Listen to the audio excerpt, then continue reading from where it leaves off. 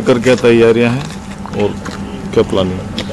माननीय मुख्यमंत्री शिवराज सिंह जी चौहान साहब द्वारा लगातार जो कोविड पर नज़र रखे हुए हैं और उसी के तहत पूरे मध्य प्रदेश में जो शासन प्रशासन द्वारा जो व्यवस्थाएं दी गई है उसमें मंदसौर नीमच लगातार जो अभी जानकारी ली गई है उसमें अभी मंदसौर और नीमच की जो जानकारी है उस पर पूरा कई हद तक कंट्रोल है। और सुविधाओं की बात रही तो कोरोना पेशेंट के लिए सब यहाँ पर व्यवस्थाएं जुटी हुई है। अभी तक कितने एक्टिव केस हैं? करीब 300 एक्टिव केस यहाँ पर हैं और हमारे पास ऑक्सीजन पर्याप्त मात्रा में है, बेड पर्याप्त मात्रा में है और वेंटिलेटर भी पूरे मतलब सब वेंटिलेटर है, ऑक्सीजन है और करीब हमारे पास आज भी बेड 57 बेड रिक्त पड़े हैं। अगर कोई जिसका आवश्यकता है और लगता है तो यहाँ पर हॉस्पिटल में सब सुविधाएं उसके लिए उपलब्ध है।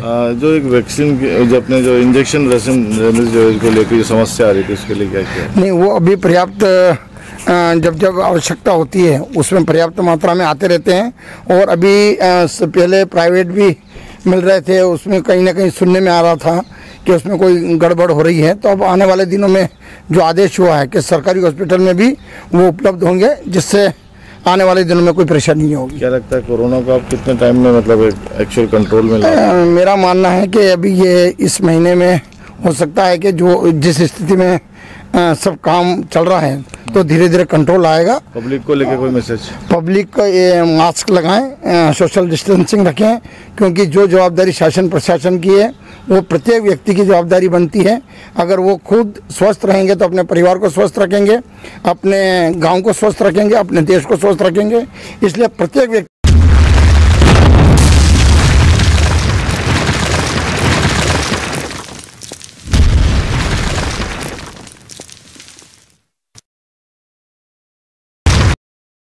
पुलिस के पास क्या प्लानिंग नहीं है? अभी 2 दिन का लॉकडाउन चल रहा है और इसके बाद हमने लगातार रोको टोको अभियान भी जारी रखा है जिसमें सख्ती के साथ साथ आग्रह भी रखा है और कल से जो है हम लोग इसमें सख्ती भी रखेंगे और के खिलाफ वैधानिक कार्रवाई करेंगे। 144 के उल्लंघन पाए जाने पर हम IPC के और जो डिजास्टर मैनेजमेंट एक्ट है उसके अंतर्गत भी हम जो है कार्रवाई करेंगे। सर, सोमवार से कौन सी एक नई चीज़ आप स्टार्ट करना चाह रहे हैं? ये कोई नई चीज़ नहीं है, ये पिछले 1 साल से जिस तरह से हम लोगों ने सोशल डिस्टेंसिंग और मास्क पहनने के अभियान पे काम कर रहे हैं उसी पे काम करेंगे और इसको बेसिकली इसको हमने सभी को निर्देशित किया है कि इसका सख्ती से पालन करा जाना। कहीं भी भीड़ भाड़ या कुछ इस तरह के जो अनावश्यक हम जमावड़ा कर लेते हैं उस पर हमको रोक लगाना, उसके लिए हमने सभी को बता रखा है। सर,